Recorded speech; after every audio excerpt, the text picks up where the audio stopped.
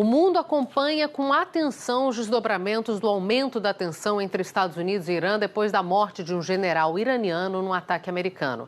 Nas redes sociais, o presidente americano Donald Trump subiu o tom.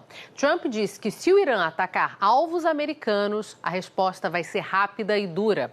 Falou ainda que 52 pontos iranianos estão na mira dos Estados Unidos e que as ameaças do Irã não serão mais toleradas. Sobre esse assunto, eu vou conversar com o Guga Chakra, lá em Nova York. Guga, boa noite para você. Mais uma vez, o Irã ainda não respondeu às últimas declarações de Donald Trump. Vamos lembrar que é madrugada por lá, está no meio da madrugada. O que essa ameaça pode acabar provocando?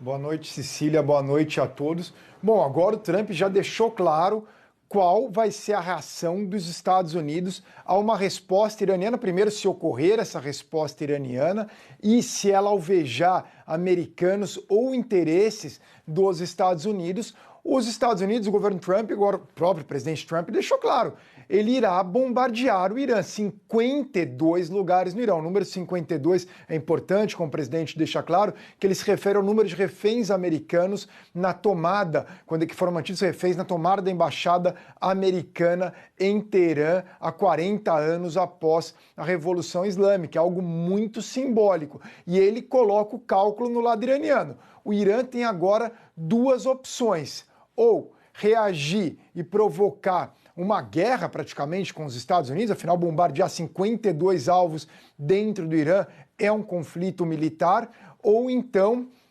não reagir, e aí fica uma certa sensação de humilhação para o Irã. Afinal, passaram 40 anos gritando morte aos Estados Unidos e um bombardeio americano mata aquele que foi o principal comandante militar das guardas revolucionárias, um herói nacional, e o Irã não reage, ele perde o respeito tanto internamente dentro do Irã, para a população iraniana, como também ali na região. É uma situação muito delicada que está o Irã nesse momento. E os Estados Unidos, de uma certa forma, também no caso do Trump. O Trump sempre criticou as aventuras militares dos Estados Unidos na região, seja a guerra do Iraque, a guerra do Afeganistão, a guerra da Líbia, que foram fracassos totais dos Estados Unidos, o Trump corretamente dizendo que foram aventuras militares que gastaram trilhões de dólares que poderiam ter sido gastos aqui nos Estados Unidos. Agora, ele próprio, Trump, que sempre foi crítico desses conflitos militares,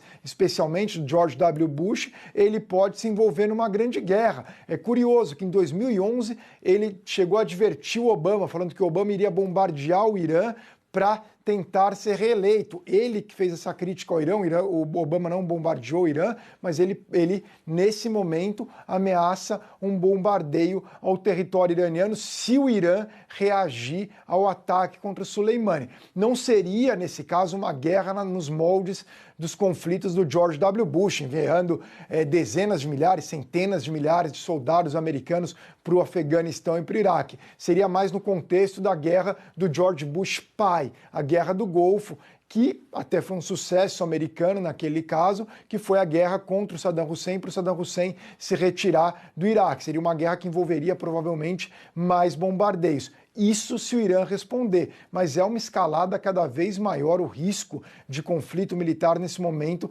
é gigantesco. A gente não pode esquecer que o Irã hasteou uma bandeira vermelha na mesquita de Qom, que é uma mesquita, uma cidade sagrada para o islamismo xiita. Essa bandeira não era hasteada desde a Idade Média, ela se refere ao Imam Hussein, ao sangue do Imam Hussein e à vingança dos xiitas depois da morte do Imam Hussein, e eles só levantaram agora para o Soleimani. É muito simbólico, indica que o Irã irá tentar se vingar. E como a gente sabe, se o Irã se vingar dos Estados Unidos e morrer um americano que seja, ou um interesse dos Estados Unidos for alvejado, 52 alvos iranianos serão bombardeados pelos Estados Unidos e, obviamente, isso resulta numa guerra. Já já a gente volta a conversar, Guga.